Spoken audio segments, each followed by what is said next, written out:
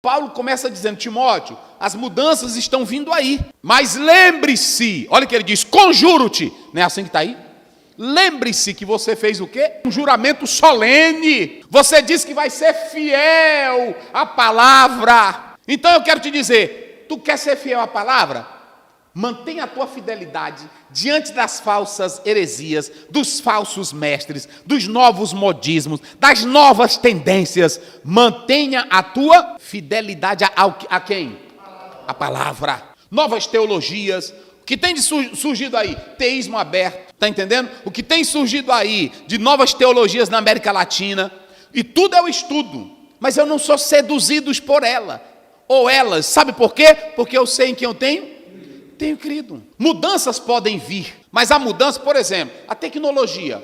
Digamos que a pessoa crie o maior tablet do mundo. Aí é um tablet, mostra aqui. Cria o maior tablet do mundo. Isso aí faz eu pecar? Ele pode até me agilizar na pesquisa. Hoje nós sabemos de tradutores bíblicos que em pouco tempo eles conseguem traduzir uma Bíblia porque eles leem paralelamente vários recursos do grego, do hebraico, que já diz tudo para eles. Isso aí é uma bênção hoje. Você pode baixar uma Bíblia em grego, no hebraico, nesse tablet, no celular, e ele vai te dizer tudo, vai te dizer a raiz, vai te dizer o tempo. Eu aqui não sou bom para mexer nisso aqui, mas isso aí não leva ninguém a pecar. Contribui para o meu ministério. Sim. Agora, o que eu estou dizendo é que o problema não está no aparelho. O problema está na natureza humana. Entenderam agora? E aí Paulo diz, mas olha, as mudanças estão vindo aí. Agora você não fez um juramento? Seja fiel à palavra. Aí Paulo, ele vai prosseguindo e vai dizendo mais. Vai vir aí um auditório que não vai mais querer ouvir Bíblia. Tá filmando? Não vão mais querer ouvir Bíblia. Vão querer ouvir coisas emocionantes, coisas que lhe agradam, fábulas. Pregações de fábulas. Pregações de animação de auditório. Está bem aí. Oh, meu Deus do céu. Leia, pastor Wagner. 3. Porque virá tempo em que não sofrerão a sã doutrina, mas tendo comichão nos ouvidos, amontoarão para si doutores conforme as suas próprias concupiscências. Kinetomenoi. Está aí, ó. Kinetomenoi. Vocês sabem o que quer dizer isso aqui? Aqui quer dizer arranhar. Ela fala de arranhar. Coçar o ouvido coça não para ouvir mais palavra de Deus, não para ouvir essa história do Cristo ressuscitado, a coça é para fábulas, coça é para história que a pessoa inventa. Hoje, por exemplo, a maioria não quer o evangelho como nós pregamos aqui. Tem deles que passam o tempo todo contando história da vida deles, contando história de Flávio José, contando história de não sei de quem. Paulo diz, tu vai enfrentar um auditório aí, Timóteo, isso aqui é moderno, gente. Isso aqui é tão atual que parece que foi ontem. Vocês vão sentir kinetomenoi, vocês vão sentir coceira, arranhar no ouvido, mas não é para ouvir Bíblia, não. É para ouvir fábulas, é para ouvir historinhas. Vocês entenderam? Nós temos um auditório aí que gosta de ouvir essas coisas. Aí Paulo está dizendo, mas você fez um juramento. Você fez um juramento de mão levantada. Você tem que cumprir, tem que ser fiel à palavra. Aí Paulo falando para esse rapazinho jovem, para esse obreiro jovem que era Timóteo. Hoje tem obreiro novo, obreiro jovem, não são todos, que ele se ilude com as novidades.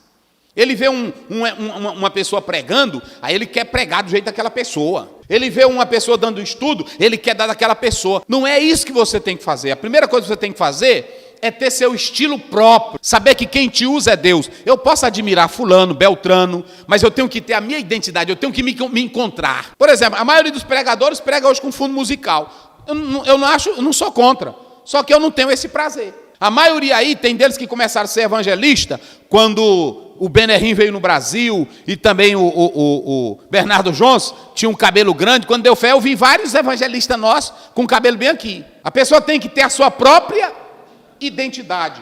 Agora, Paulo está dizendo o seguinte, seja fiel à palavra. Aí Paulo vai mostrar aqui para nós 4 coisas importantes para o ministro frente a essas novas mudanças. A primeira, lê lá, no 5, como é que Paulo diz? Mas tu sê sóbrio. Mas tu sê sóbrio em tudo. Eita, meus irmãos, lê de novo. Mas tu sê sóbrio em tudo. Essa palavrinha aí que aparece, olha aí, no texto grego, nefé, Sabe o que quer dizer? Controlado. Seja um obreiro controlado. Seja um obreiro de espírito calmo. Seja um obreiro de espírito serene. Seja um obreiro equilibrado. Surgiu uma mudança na teologia, surgiu uma novidade, não aceite logo ela não. Surgiu um movimento, esse movimento aqui, movimento G12, movimento G13, movimento G14, pode surgir o que quiser. Primeiro você tem que ter equilíbrio.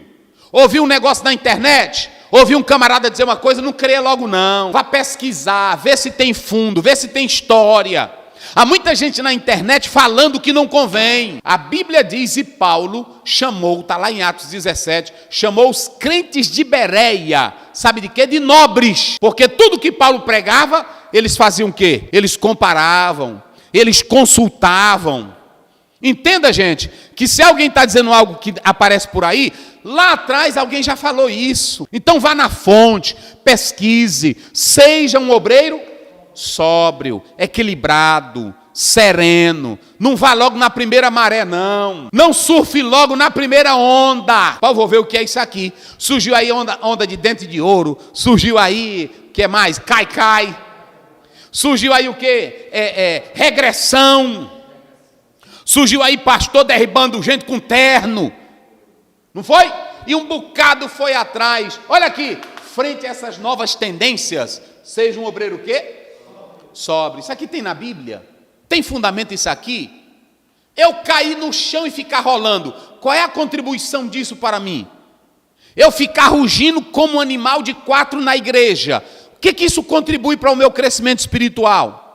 O que essa nova onda vai trazer? Que adianta para mim eu sentar num divã e fazer regressão? Essa cartaz espiritual funciona em mim? Então tem novas mudanças. Feche os olhos, sintonize agora. Sintonize, vai. Pergunte para você mesmo, lendo a Bíblia, isso tem fundamento? Será se eu posso produzir a minha espiritualidade? Olha para cá. Você não pode produzir espiritualidade nenhuma, porque em você não tem nada que preste. Lê aí, Isaías 64, verso 6. Mas todos nós somos como o imundo. Para aí. Não sou eu, pastor Aziel. E olha que o profeta Isaías está usando o plural, não é assim? Isso. Como é que ele diz? Mas todos nós somos o quê? Somos como o imundo. Como imundos.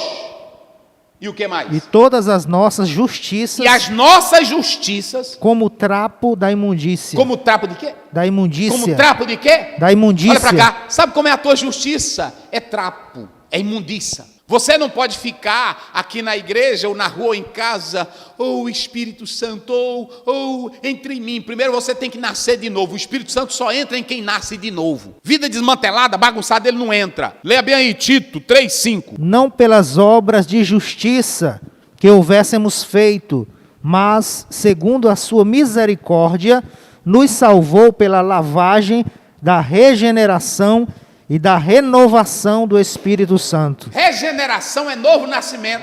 Não por obras de justiça praticada por nós.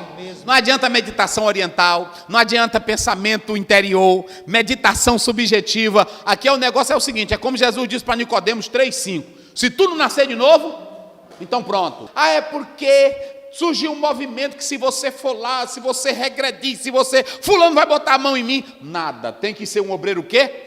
Sóbrio. Nefé significa um obreiro moderado, obreiro controlado, um obreiro que não é doido, obreiro que sabe ter controle. Vou esperar, o que Deus tem para falar comigo? Então, frente às novas mudanças, o obreiro tem que ser o quê? Sóbrio. E depois, suportar. Pronto, Jesus disse que no mundo nós teríamos o quê? João 16:3. Tem obreiro que não tem equilíbrio, não é sóbrio, e não sabe suportar, que ele fica, meu Deus, eu não sei o que eu vou pregar para a igreja, agora as crises estão aí, como é que a gente vai fazer? Olha para mim, se tu tem Bíblia, meu filho, você sabe o que vai fazer. E olha aqui, pastores e irmãos, o interessante é que Paulo não manda orar para não vir aflições. Leia aí, só esse versículo 5. Sofre as aflições. Peraí, como é que ele diz? Sofre as aflições. Tu não foi chamado para o evangelho Tu não foi chamado? Jesus nunca prometeu para nós suavidade. Jesus nunca prometeu caminho sem espinhos. Jesus nunca prometeu para nós uma cama de luxo. Ele disse em João 16:3:3, no mundo tereis aflições. Aí o Paulo chama Timóteo e não melhora. Ele não mandou, diga que tu não aceita essa prova. Ore e repreenda essa aflição que vai vir aí. Ele disse, sofre. E o interessante é que ser sóbrio, suporta, tudo está no imperativo. Ou seja, ele não está dando um conselho, ele não está dando uma suposição, ele está dando uma ordem. Sofre, sofre. Irmãos, eu não sei, vocês entenderam agora? A tendência é hoje, diga que você não aceita, levanta a tua mão, decreta, ordena.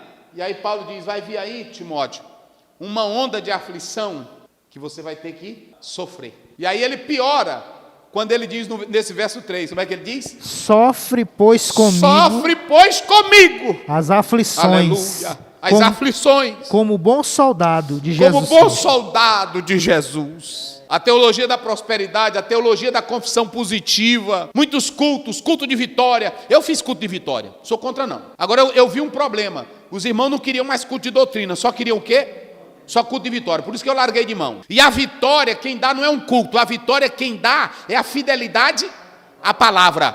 1 Coríntios 15:57, mas graças a Deus que nos dá por meio de nosso Senhor e Salvador Jesus Cristo. Então uma programação de um culto não vai me fazer apto para eu sofrer, para eu suportar. O que me faz é a palavra, é isso? Se eu não tiver isso aqui, essa consciência, eu serei um crente sem estrutura. Qualquer movimento vai me derrubar. Paulo está dizendo, seja sóbrio, suporte. Aí vem aqui o nosso tema. O que ele diz? Mas tu ser sóbrio, olha aí, sofre as aflições, faze a obra de um evangelista. Faze a obra de um evangelista. Está aqui, ó. Está aqui. Aqui vem a grande questão. Essa palavra evangelista é um cargo? Primeira pergunta. É uma função eclesiástica? E nós sabemos que Timóteo era pastor de Éfeso. Mas Paulo está dizendo para ele, cumpre o teu trabalho de evangelista. Por que Paulo mandou Timóteo cumprir o trabalho dele de evangelista? Se evangelista, na visão de Efésios 4, 11, 12, é um dom. O que Paulo está dizendo para Timóteo, ele está dizendo, no meio das mudanças, no meio das alterações, no meio das novidades, no meio das alterações, das adulterações, no meio da mudança de palavra, pregação errada, tudo errado, faz o teu trabalho de não deixe de evangelizar as pessoas. Aqui ele não está tratando de um cargo, não senhores, aqui ele está tratando da missão de evangelho, ou seja, não deixe de entregar as boas novas, não deixe de pregar o evangelho, que o que mantém o povo de pé é o evangelho. E aí, vem o último aqui, o que ele diz aí no último? Isso, olha, diante da mudança, ele tem que fazer o quê? Cumprir. Diante das novidades, ele tem que fazer o quê? Diante das novas ondas, ele tem que fazer o quê? E o cumprir o ministério dele é fazer o quê? Evangelizar. Ah, mas é porque fulano disse que tem um culto ali diferente. Não ligue para isso, pregue o evangelho. Ah, é porque fulano de tal disse que tem uma nova revelação. Não ligue para isso, pregue o evangelho. Ah, é porque fulano de tal está lotando a igreja dele com a nova técnica. Não ligue para isso, pregue o evangelho. Paulo está dizendo, não atente, Timóteo, para as alterações e novas mudanças. Cumpre o teu. Não deixe nada te tirar do foco, que é pregar o evangelho. Quando eu vi o primeiro vídeo que eu vi do Benerim, eu vi crente admirar, eu fiquei só olhando para aquilo ali. Meu Deus, mas isso está na Bíblia? Eu ainda novinho, primeira vez que eu vi um vídeo, eu nunca me iludi com aquilo. Tem pessoas que, hoje ele é cristão, amanhã ele é judeu, ele entra na igreja com a kippá, ele entra com talit, ele entra com a roupa judaica, ele entra com a bandeira de Israel. Não, eu quando comecei a estudar hebraico, eu me apaixonei, mas nunca entrei na igreja com roupa de Israel, porque eu sei que eu estou em Cristo, e o meu dever é cumprir o quê? É o evangelho, gente. Tem pessoas que qualquer coisa altera ele, muda ele. Quando surgiu o G12 no Brasil, aí o pessoal dizia, olha, tem uma campanha bem ali, tem um negócio bem ali, vá lá. Eu disse, rapaz, se eu aceitei Cristo, e se eu sei que a cada dia eu tenho que morrer e esmurrar minha carne, eu não estou aprendendo com o evangelho? E olha para mim aqui, se o evangelho não fizer mudança, congresso não faz, evento não faz, outra coisa não faz, palestrazinha não faz, pode te animar, pode te fazer pular, pode te fazer regredir, mas não altera a vida. O que muda a vida é a palavra de...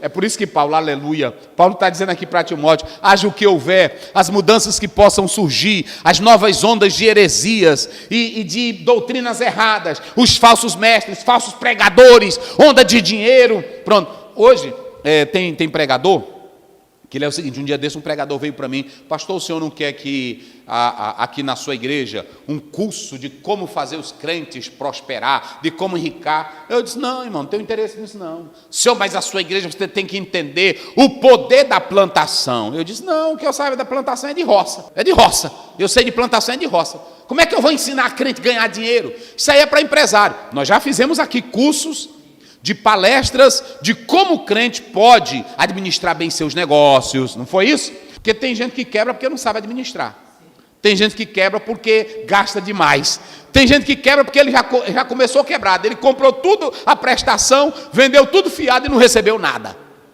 não é assim? E a Bíblia diz que a bênção do Senhor enriquece e não traz dores. Quando é de Deus vem tudo direitinho. Cumprir o ministério é não atender às novas tendências, ok?